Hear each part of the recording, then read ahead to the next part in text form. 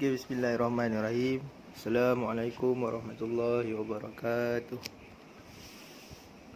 Kita mulakan pembelajaran kita pada hari ini dengan bacaan ummul kitab Al-Fatihah. A'udzubillahi minasyaitonirrajim. Bismillahirrahmanirrahim. Alhamdulillahirabbil alamin. Ar-Rahmanir-Rahim. Maliki yaumiddin. Iyyaka na'budu wa iyyaka nasta'in. Ihdinas siratal mustaqim. Siratal ladzina an'amta 'alaihim ghairil maghdubi 'alaihim waladdallin. Amin. Bismillahirrahmanirrahim. Alhamdulillahirabbil alamin wassalatu wassalamu ala asyrofil anbiya'i wal mursalin wa ala alihi washabihi ajma'in. Rabbi shrah li sadri wa yassir li amri wa hlul 'uqdatam min lisani yafqahu qawli. Amma ba'd. Apa khabar anak-anak dua al-ukhwah? Ustaz harap kamu semua dalam keadaan sihat walafiat lah, dan sentiasa dalam lindungan Allah Subhanahu Wa Taala. Buat apa kat rumah tu? Baca buku, tolong mak ayah. Mesti kena tolong mak ayah, jangan susahkan mak ayah.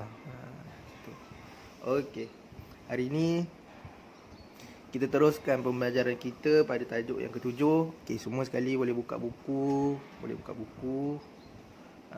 Muka surat, kalau buku Ustaz muka surat 32.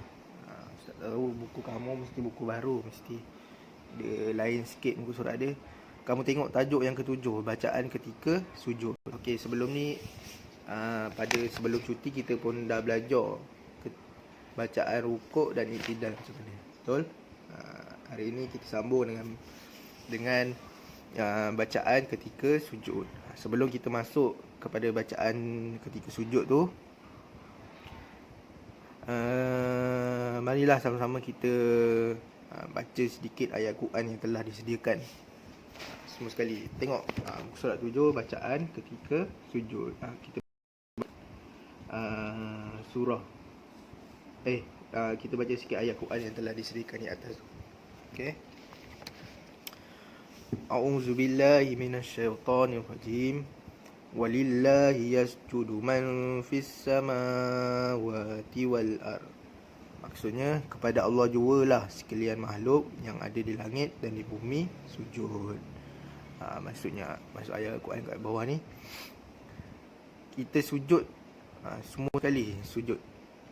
Makhluk yang ada di dunia ni, makhluk sama ada di langit ataupun di bumi, sujud mestilah kerana Allah Subhanahu Wa Taala, kepada Allah Subhanahu Wa Taala. Okey. Kita teruskan kepada pembelajaran kita yang bawah, bacaan ketika sujud. Okey, semua sekali kamu baca kat rumah, ikut sama-sama dengan ustaz. Subhana rabbiyal a'la wa bihamdi. Ustaz ulang lagi sekali. Subhana rabbiyal a'la wa bihamdi. Ustaz ulang lagi sekali yang ketiga. Subhana rabbiyal a'la wa bihamdi. Okey. Itu bacaan ketika sujud.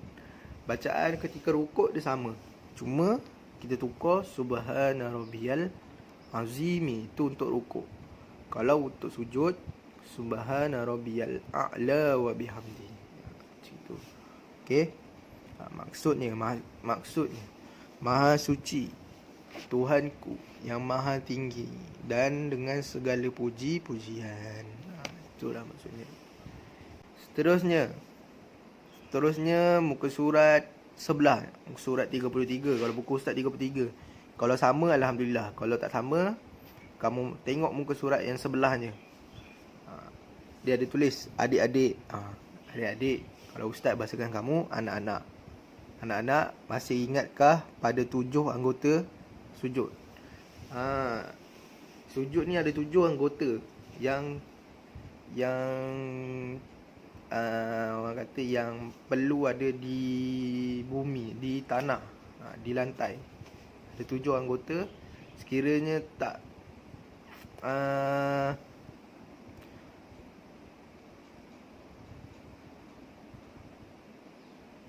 maksudnya apa? Alamak, ustaz lupa. 7 anggota yang perlu ada di tanah. Yang pertama apa? Yang pertama dahi kita. Dahi kita ni mesti dekat tanah. Ada orang sujud dia dekat, dia tak dekat ni, dia sujud dia sengit gini. Macam tu. Okey, yang kedua tapak tangan kedua. Maksudnya dah berapa? 2. Tadi dahi 1, 2, 3. Dah 3 dah. Lepas tu kedua belah lutut. Lutut kanan dan lutut kiri mesti dua-dua dekat bawah, dekat lantai. Tu dah berapa? Dah 5. Dah 5. Okey, yang ke-6 dan yang ke-7, kedua belah perut jari kaki. Maksudnya perut jari kaki tu dia punya belakang tu, yang belakang. Belakang gini kan. Belakang dia tu mesti dekat. Ada orang yang dia solat dekat macam gini, ni dia letak kaki macam gini. Padahal solat dia ni kena kelepek sikit. Bukan dia kurang kelepek. Dia perut ni. Perutnya dia ada dekat bawah. Itu jadi sebelah kiri dan kanan bermakna 7 sekali. Tu 7 anggota sujud. Tahukah ketika kita sujud, organ-organ terpenting iaitu otak manusia menerima banyak bekalan darah dan oksigen. Jadi itulah sedikit pembelajaran kita pada hari ini. Bacaan ketika sujud. Jangan tertukar subhana rabbiyal a'la tu kepada subhana rabbiyal azimi. Ustaz biasa dengar kamu baca masa solat duha.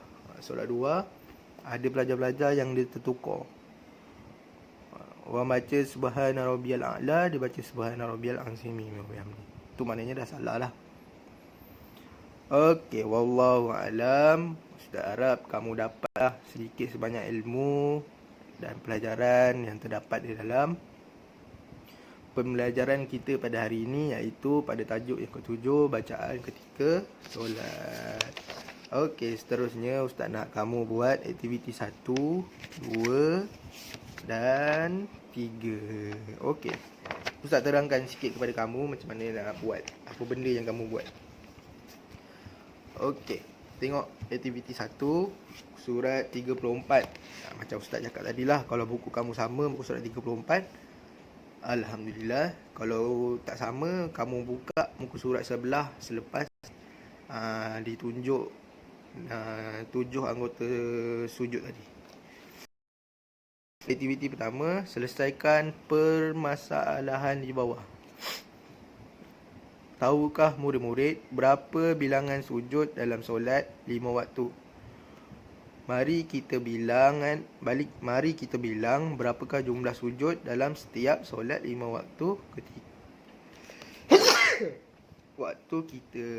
Maaf ya. Jika setiap satu rakaat kita sujud sebanyak 2 kali, bagaimana pula dengan solat di bawah ini? Okey, kita tengok yang pertama, solat subuh. Solat subuh berapa rakaat? 2 rakaat, betul? 2 rakaat. Setiap kali sujud mesti 2. Setiap sekali rakaat, 1 rakaat mesti ada sujud, betul? Setiap sujud mesti 2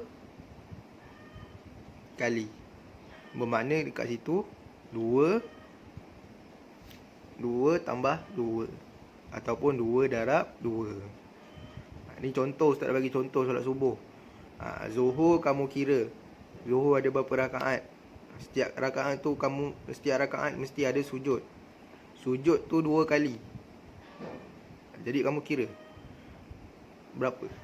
2, 1 rakaat, 3, 4, 5, 6, 7, 8. Macam itulah asar, maghrib, isyak. Okey, yang seterusnya aktiviti kedua, bariskan semula bacaan sujud. Kamu tinggal bariskan je. Kamu boleh tengok balik dekat mula-mula tajuk, permulaan tajuk subhana rabbiyal a'la wal hamdi. Kamu ikut saja. Dan yang kat bawah tu susun semula bacaan sujud dan bariskan. Kamu ikut balik yang atas. Kamu salin je balik yang atas, tapi kamu tengok. Kamu susun balik, lepas tu kamu letak, baris. Okey, dan aktiviti yang ketiga, padankan bacaan dengan makna yang betul. Kamu boleh tengok dekat muka surat mula-mula sekali tadi tu kan.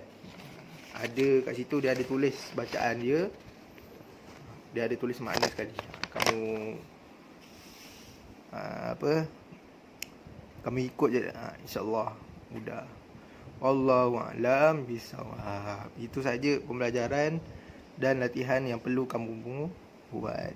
Semoga kamu mendapat manfaat daripada apa yang Ustaz sampaikan, walaupun sedikit. Ustaz pun masih belajar. Ustaz pun sampaikan apa yang Ustaz tahu kepada kamu. Okey? Kalau ada sebarang permasalahan atau sebarang benda yang kamu tak faham nak buat, kamu boleh terus hubungi Ustaz dalam waktu sekarang ni. Dalam waktu sekarang ni. Kamu boleh telefon Ustaz, kamu boleh video call Ustaz. Kamu boleh komen juga dekat video ni. InsyaAllah nanti Ustaz akan balas. Okey? Wallahu a'lam bisawab. Jaga diri baik-baik. Tolong mak ayah, jangan lupa solat duha. Tu kalau waktu pagi, jangan lupa solat duha. Jangan ada pula solat duha waktu malam. Tu tak jadi solat duha, jadi solat sunat. Sunat qiyamul lail. Tapi qiyamul lail pun selepas pada pertengahan selepas kamu bangun daripada tidur, selepas solat isyak. Waktu isyak sampai subuh tu waktu kamu qiyamul lail. Jadi itu saja. Semoga kamu sentiasa sihat selalu. Doakan Malaysia, penyakit yang merebak sekarang ni dipercepatkanlah sembuh, supaya kita dapat berjumpa, supaya kita dapat sekolah kembali, InsyaAllah. Wallahu a'lam. Assalamualaikum warahmatullahi wabarakatuh.